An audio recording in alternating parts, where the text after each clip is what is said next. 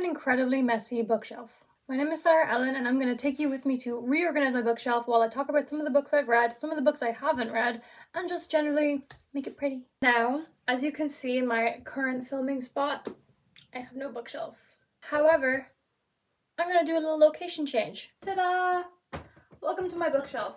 I have already cleared everything off it except for this top shelf here, and that's only because I cannot reach it properly. I don't want to reach yet. Now the lighting in this area is a little bit terrible, so we're just gonna work with what we got because my camera is dead and I'm not in the mood to charge it, so we're filming on this. Full disclosure, I have over 100 books in my room, which is probably excessive, but sue me. So they're not all gonna fit on this shelf, so I have a couple other spaces, so this camera's gonna get moved around, so be ready. In my last video that I did about books, literature, writing, etc., my 8 favorites, I spoke about the Hunger Games, and I mentioned that I have a collection of the Hunger Games books. When I say I have a collection of the Hunger Games books, I was not lying and I was not downplaying this collection.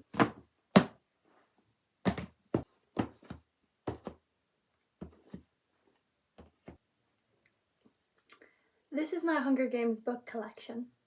So we have all of the books, some multiple times over. We have Ballad of Songbirds and Snakes, which made me cry. Sinners on the Reaping, which made me cry. The Hunger Games, which made me cry. Catching Fire, Mockingjay, which made me cry. And then Mockingjay, Catching Fire, and The Hunger Games again. I think these deserve, if not their own shelf, their own section on a shelf. Now, to optimize space, I'm not going to put them all this way. I'm going to actually put a lot of them horizontal because I feel like you can get more books stacked this way than this way, and while I don't think it's the most aesthetically pleasing choice in the world, it's what we gotta do. Sinners on the Reaping was the last book that I finished, and let me tell you, it destroyed me. It's so incredible. Like, I love Suzanne Collins and I love The Hunger Games, as you can tell, but I really didn't have high hopes for this because Haymitch's Games were never something I was personally overly interested in. I was more into knowing what happened during Finnick or Mag's games. However, I think, and it's so brief, but I think it's the aftermath of Haymitch's Games, the immediate aftermath when he comes home, that really just strikes a chord with you and makes you stop, because you already know the abuses and the horrors that Finnick, Joanna, Peta and Candace had to go through, it's alluded to what happened to Haymitch, but to actually have to like see it and really sit with it on like a one-to-one level, it's very striking. On the same shelf, I'm gonna put my Red Queen series by Victoria Aveyard. I also spoke about this book in my last video where I spoke about books. I just love this series so much. I feel like there's very few dystopian or fantasy books that have a female main character where the love triangle or the romance that is happening is actually not the most important thing to her. And while it is important to Mare, the main character of these books, and it is important to the reader, like it's a part of the story, her main focus actually is like the rebellion, the freedom. She's willing to sacrifice this for that, and I just think it's very rare to find in this sort of genre. As you can see, I actually have 5 Red Queen books. That is because I also have the novellas that she has in this book called Broken Throne. These are sort of stories that take place within the world but are like adjacent to the story. They're sort of like going on while Red Queen is going on, if that makes sense. And I think it's really cool. It gives a lovely look into how normal people in this world are coping and how citizens and civilians are treated, because I feel like this is something a lot of people miss. It's sort of like how in the Hunger Games we follow the main characters, but we never really get a glimpse into like the everyday life of someone in District 4. You know? We have no idea. We don't know what they're going through. We don't know how they are feeling throughout the rebellion. We don't know what part of their life has been affected. And I think that this book, Broken Throne, really tackles that well. There's a short story in here about 2 characters who are not in any of the other books. They're just 2 characters within the novella existing while this is all happening, and you get a look into a different angle of the rebellion and the revolution, and I just think it's very, very interesting to read. So I have a 5th book for the Red Queen series. And in keeping with the Victoria Aveyard author theme, I also have Realmbreaker. Realmbreaker is very long.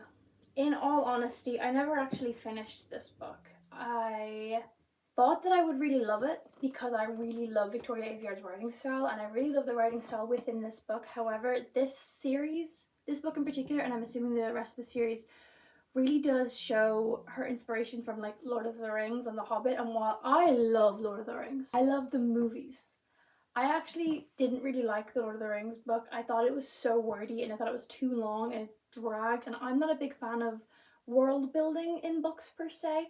I prefer character based novels where they focus on the people and like I can imagine the world however I choose to imagine the world. But this was so detailed in the world building and there were so many names and all the characters were so hyper detailed, which I actually think is incredible as an author to be able to do that. And I think that people who are able to read these books and keep so attentive and like picture exactly what the author is envisioning are so impressive.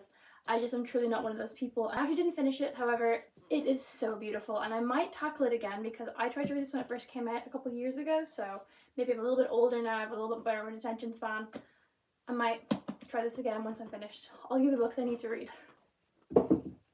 As it's probably been realised by now, I love a fantasy book, so the next thing that I'm going to put on my shelf are the Caraval books. This was the biggest letdown in a series for me, I think, ever. The first book in the series is called Caraval and they're by Stephanie Garber. It essentially follows these two sisters who enter this world of Caraval. One of them has this like form of synesthesia, like she associates like colours with people and emotions and negativity, and that like becomes very essential to the plot. And there's like a little love triangle between her and these two guys, and then her sister gets involved. The main character has to sort of discover her power, her own inner like not just like inner power, like her actual like powers. It was like the first two books, Legendary and Caraval, are incredible and they've got so much tension and they have so much like genuine like horror that happens, if that makes sense. The last book, Finale, and like as you can see I loved the series so much that I bought these two normal, read the normal, and then was like, no, I want like the big special edition. This book was such a letdown to me. It sort of goes back on a lot of, I feel, the characters, and it changes a lot of the negative aspects and positive aspects of a lot of the characters. I think that the main character should have ended up in a much different position than she ended up in, and this was a very big letdown for me. I have a lot of other more miscellaneous fantasy books, so I'm just going to start filling up this large shelf.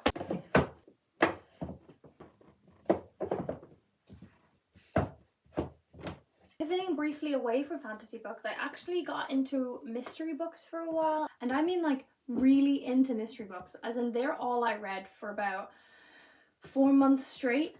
I have the entire Karen McManus collection. I think it's the entire collection actually, I'm not sure, you might have to fact check me on that. I have One of Us is Lying, One of Us is Next, Two Can Keep a Secret, The Cousins, and You'll Be the Death of Me. I love the Karen McManus books because look at the sides. I love that they all have like coloured edges. Sometimes I find it quite difficult to begin a series that is already completely out just because it's such a huge time commitment in my mind, and it's like it'll take me like a week to read a book, but if there's 12 books then that's 12 weeks, and if there's 12 weeks then that's like 3 months of the same story over and over again, and it's a very difficult thing for me to sort of like attach myself to. So every now and again when I'm not reading series, I like to get a book that's a standalone story, and usually I like to buy mystery books because those are engaging and they're very tense, they're very engaging.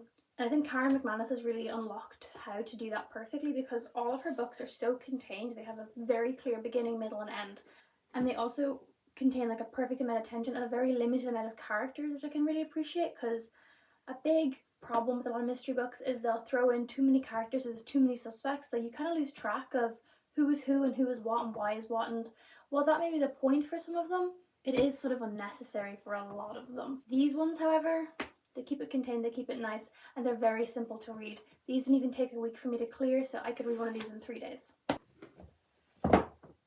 Here I have some more just miscellaneous standalone mystery books, which I'm going to place right next to these ones. They are We Were Liars, which has been turned into a movie on Amazon. I haven't seen it yet because I want to watch it with my boyfriend, but I wanted to read the book first, so I have to loan this to him. One by One by Frida McFadden. The Maidens. Maidens is written by the same man who wrote The Silent Patient. This book, I would argue, is almost better. We Were Villains, Supplication. Up here are books that I just did not enjoy. And I don't want to look at them because then I'm reminded that I spent money on them and I did not enjoy them. Featured on this shelf is the entire City of Bones series by Cassandra Clare because yeah, I bought them all. Yeah, I read them all. Was I rage baiting myself the whole time? Probably. There's also books like The Cheerleaders, which is a standalone murder mystery, which is just honestly not very good, and The Grace Here, which I had so much hope for.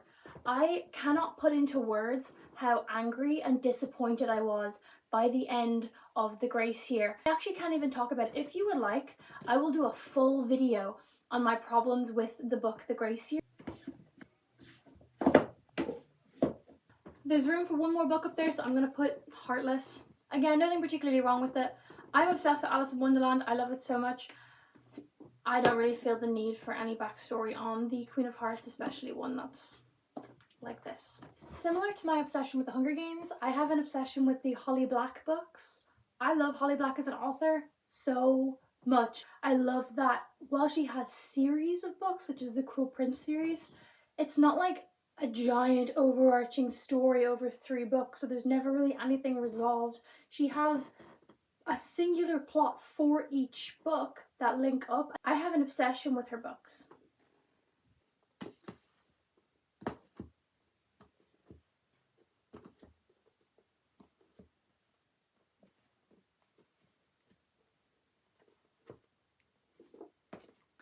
These are all of my Holly Black books. This is 9 books. However, it's 11 stories because this book here, The Modern Fairy Tales, is actually 3 books in one. You can buy these all separately. I just thought I'd make a smart financial decision, an aesthetic decision also, because they match, to just get them all in one. Now, one of these books I already spoke about in my other video, The Coldest Girl in Coal Town. This is the only Holly Black book I own that doesn't exist within the fairy realm that she has created of Elfame. I burned through these books. I have read the Cruel Prince series once a year since they've come out, I think. Since I first read them when I was 15. I'm now 21. I love these books so much. Every time I read them, I feel like it's the first time I've read them. I think that they're just so creatively written, and I think that I always find something new that shocks me in them. The Modern Fairy Tales, I think I was a little bit too young when I read these. These are a lot more mature than these 3, but these books are so dark, and I love that fairy books or fantasy books can be this dark, because I think that they're kind of like, I think that fantasy books are discarded a lot of the time when you tell people you read them, because they're like, oh, you only read fantasy books, but like, yeah, I do, but they have meaning, they have heart, they have darkness, they hold a lot, and I think Holly Black is able to condense that into all of her writing. Next to my Holly Black books, I'm going to put my Cassandra Clare books. This is the Last Hours series, which is the sequel to the Shadowhunters prequel. This is the sequel to the Infernal Devices by Cassandra Clare, which I did read and I did love, but I've placed them on this shelf. Mostly because I have nowhere else to put them, and they blend with the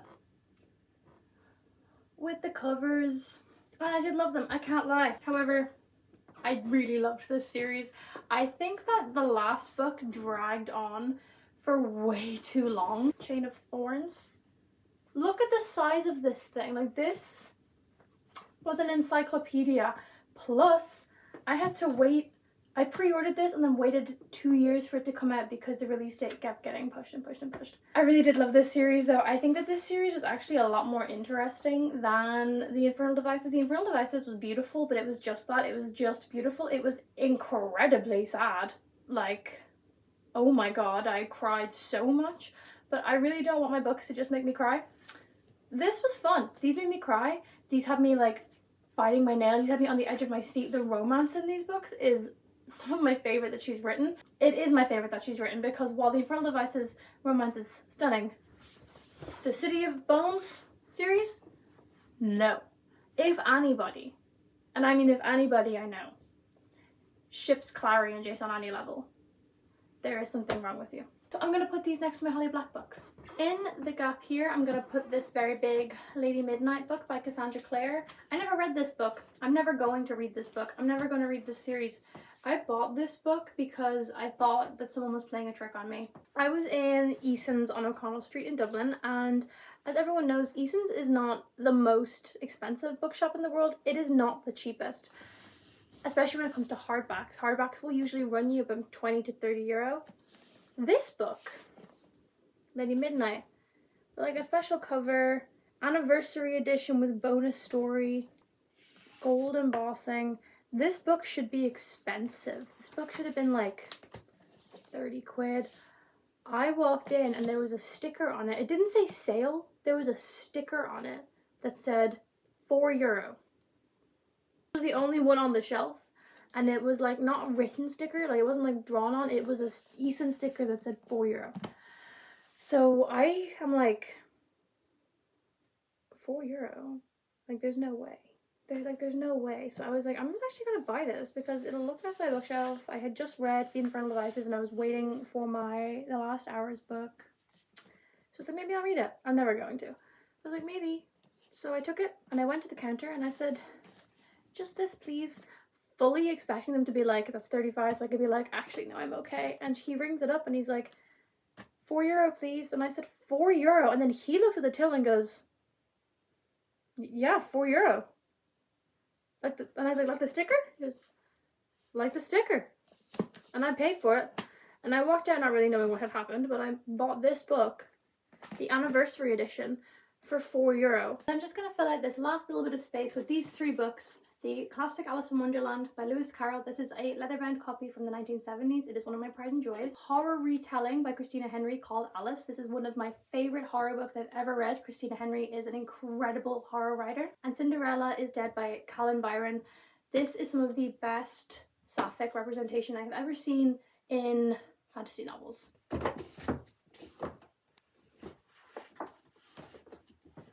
Coming back up to this shelf, I'm going to put 3 more books right now. I have The Shadows Between Us, the Twilight Illustrated Guide, and Midnight Sun. 5 more books joining this shelf are The Good Girl's Guide to Murder series. I did not enjoy these books, and I think I'm the only person on the planet to not enjoy these books, mostly because I only read one of the books. I read A Good Girl's Guide to Murder when I was, I think, 17, so 4 years ago now. I read it and I genuinely was so bored. I didn't connect with any of the characters, and I think this is just more of a me thing. It just wasn't for me. I think that it worked very well as a mini-series on Netflix. I actually really enjoyed this series. I really just found the main character incredibly annoying. She just kind of pissed me off. So I read the first one. I had been given the entire series for my birthday. I read the first one, I read half the second one. I literally couldn't get through it because she just irritated me. There was just something about her that irritated me. And that's very much a me thing, it's an opinion thing. She's just not how I enjoy my main characters. So I never read the last one.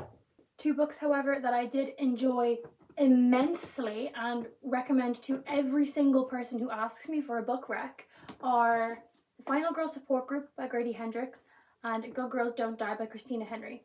Final Girl Support Group was recommended to me by my best friend Ella. I read it so quickly. I was in such a reading slump. I hadn't read a book in like 3 or 4 months, and I picked this one up because Ella said this is super good, you should read it, and I think I read it in like 3 days. It tackles like the misogyny of the final girl incredibly well, while also keeping with like that sort of murdery tension that everyone enjoys in a slasher. And I think the fact that they're all older is actually very interesting. A final girl is rarely above the age of 20, 22, 23, 24. And that really does lean into the sort of perversion of it, because why are you enjoying reading a girl in her young 20s escape her friends getting mutilated? Why do you want to watch her get mutilated? And this book showcases that incredibly well. I think making all the women older and all having and coping with their traumas differently is a very interesting take on it, while also maintaining it being quite scary. Christina Henry's Good Girls Don't Die is split into 3 short stories that all culminate with the same ending, and they all meet together at the end. It's a non-original concept done originally.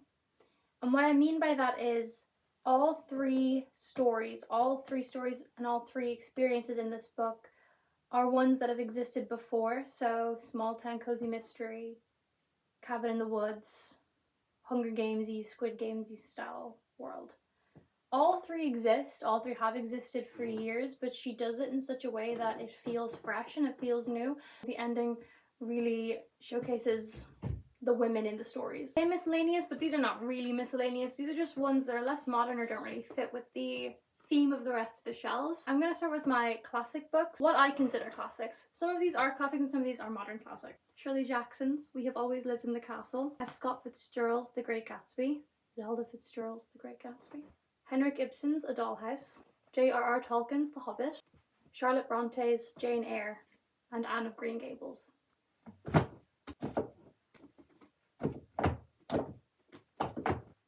On this same shelf, I'm going to put my two Kazuo Ishiguro books, Never Let Me Go and The Remains of the Day.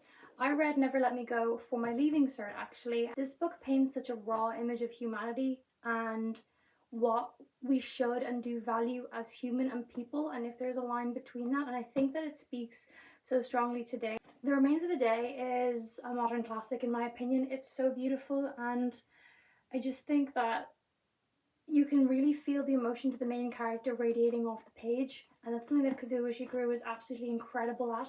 He's really able to showcase emotions in a way that it doesn't feel like he's trying to be emotive, and you can especially see that with Kathy in Never Let Me Go, because she's not a very emotional person. However, you can understand every subtlety with her movements and what she says, and that's just so beautiful to me. I'm also going to add Gone Girl by Gillian Flynn.